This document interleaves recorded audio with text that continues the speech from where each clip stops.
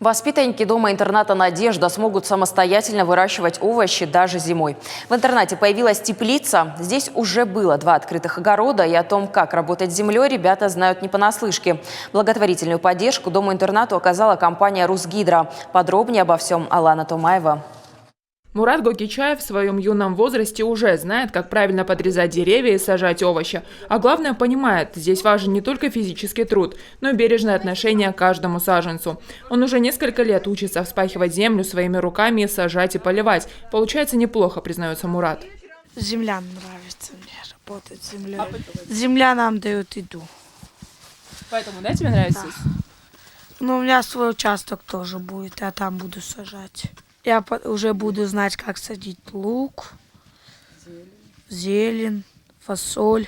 В школе-интернате «Надежда» воспитанников учат работать в огороде и в саду. Рассказывают им о видах почвы, как правильно ее обрабатывать и о том, что и когда можно сажать. Ребята даже вырастили свой урожай овощей.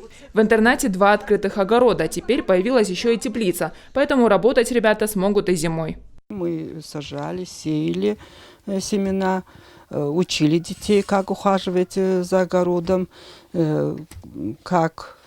потом какая польза от этого. Сдавали урожаи в столовую. А теперь вот недавно приобрели вот эту теплицу, и пока практикуемся в этой теплице, как сажать и что сажать.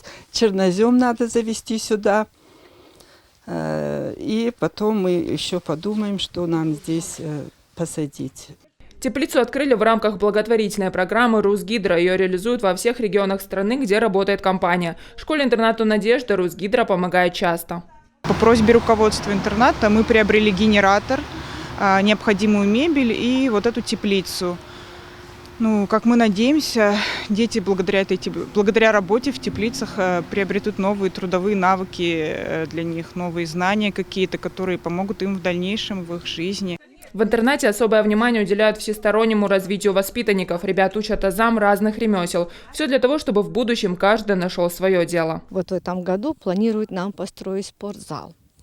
И вот если освободится действующее помещение спортзала, то мы там планируем перегородить и в одной половине открыть кабинет домоводства, чтобы дети в будущем на выходе оттуда могли себе и приготовить, уметь пользоваться и мясорубкой, и теркой. В общем, были бы максимально адаптированы к домашним вот этим делам. Работать в теплице ребята пока только пробуют, высаживают первые саженцы и надеются, что совсем скоро получат богатый урожай.